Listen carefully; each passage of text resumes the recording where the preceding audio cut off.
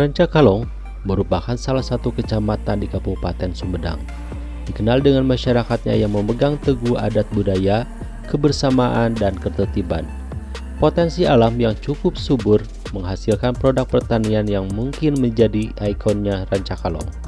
Namun bila ditelisik sejarah Rancakalong, tentunya jauh berbeda dengan kondisinya sekarang.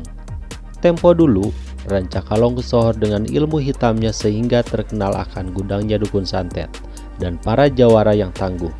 Hingga Rancakalong tempo dulu cukup disegani di daerah lainnya.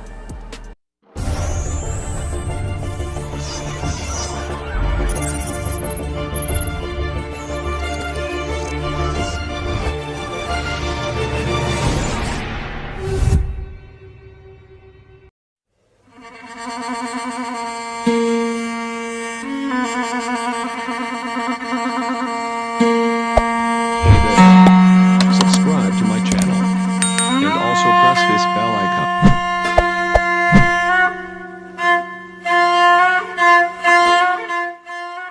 Berdasarkan silsilah sejarahnya, nama Rancakalong dulunya bernama Rancarawa, yang lokasinya sekarang berada di Dusun Cikondang, Desa Pamekaran.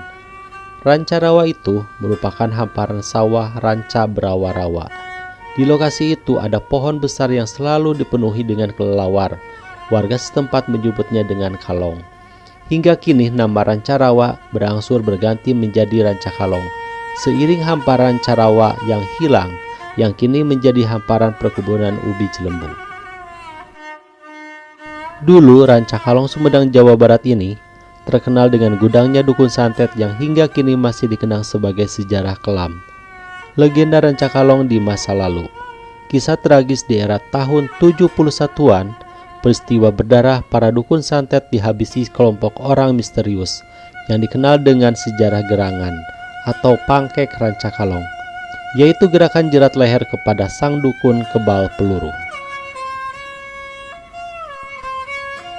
Cerita turun-temurun, ilmu santet Rancakalong merupakan ilmu asli leluhur Rancakalong pada puluhan tahun silam. Konon, leluhur Rancakalong ini dikjaya berilmu tinggi, seperti ilmu kebal senjata, bahkan ilmu yang bisa menghabisi orang dari jarak jauh. Kemudian dikenal dengan ilmu santet. Jumlah dukun santet tidak bisa dihitung jari, tapi banyak tersebar di wilayah Rancakalong yang waktu itu desa Rancakalong belum dimekarkan. Tidak seperti sekarang sudah berbagai menjadi beberapa desa. Disebutkan ada 9 jenis ilmu hitam yang menjadi pegangan para dukun santet seperti ilmu baruang, ilmu warejit, ilmu racun, ilmu galonggeng, ilmu ganggaong, ilmu batu, ilmu telikin, ilmu teluh, ilmu beraja musti, dan ilmu pancasona. Peristiwa hebohnya Rancakalong sebagai gudangnya dukun santet itu mencuat ketika tahun 70-an, zaman misterius, yaitu operasi pembersihan kelompok orang yang dicurigai sebagai dukun santet atau yang lebih dikenal sebagai sebutan tukang teluh. Karena dukun santet itu tidak bisa mati dengan tembakan senjata api, sehingga waktu itu terkenal dengan sejarah gerakan pangkek Rancakalong, sekelompok orang misterius dalam menghabisi dukun santet, yaitu gerakan jerit leher dengan tali supaya bisa mati. Ada ilmu santet seperti teluh barhebeteng atau perut membengkak, ilmu teluh ganggaong, ilmu warejit, dan ilmu galonggeng. Beberapa ilmu itu ada yang dilaksanakan dengan parabot atau benda pusaka yang dianggap sakti. Ada yang menggunakan mantra dan keterampilan atau keahlian sang dukun. Benda sakti yang dipercaya sanggup memateni atau membunuh orang dari jarak jauh karena benda itu sudah diisi hodam atau jin pendamping manusia seperti keris, badik, golok, dan pedang. Benda sakti penggerak dalam hodamnya digunakan media boneka membidik jarak jauh seperti pada sasaran yang dituju. Sang dukun kumat kami terapkan ilmu jangjaukan atau mantra. Hanya dalam 1 jam setelah ilmu santet sembrani dilaksanakan, langsung melayang di udara dan menuju sasaran. Namun, di sekitar tahun 1981 sampai 1982 ada operasi bersih atau opsi para dukun santet dengan munculnya kelompok orang misterius atau Petrus.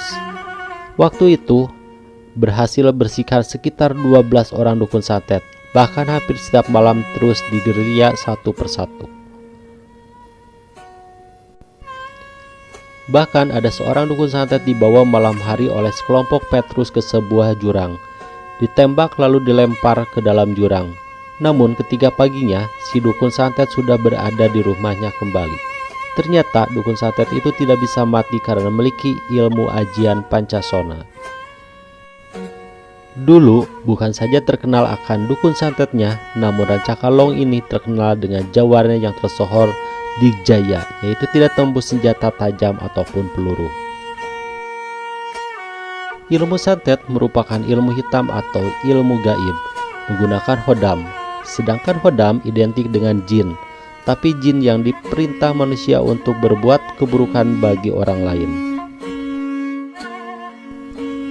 Para jawara itu terkadang sering pamer ilmunya di depan umum, seperti makan batu, makan besi, atau makan gelas. Namun seiringnya zaman, para jawara itu pun satu persatu hilang entah kemana. Mungkin saat ini masih ada dan keturunannya. Namun, di zaman sekarang sisa-sisa dukun santet sudah tidak lagi beraktivitas. Sebab zaman sekarang orang sudah berpikir modern yang tidak percaya lagi akan dunia mistis dan mitos. Sejak itulah, tidak pernah terdengar lagi ada orang yang meninggal dunia akibat disantet atau orang sakit berkepanjangan akibat diteluh. Sebab waktu dulu, orang yang dihargai itu adalah orang yang punya ilmu tinggi sehingga banyak disegani banyak orang. Beda dengan zaman sekarang, orang yang dihargai itu melihat harta kekayaan atau dia sebagai seorang pejabat.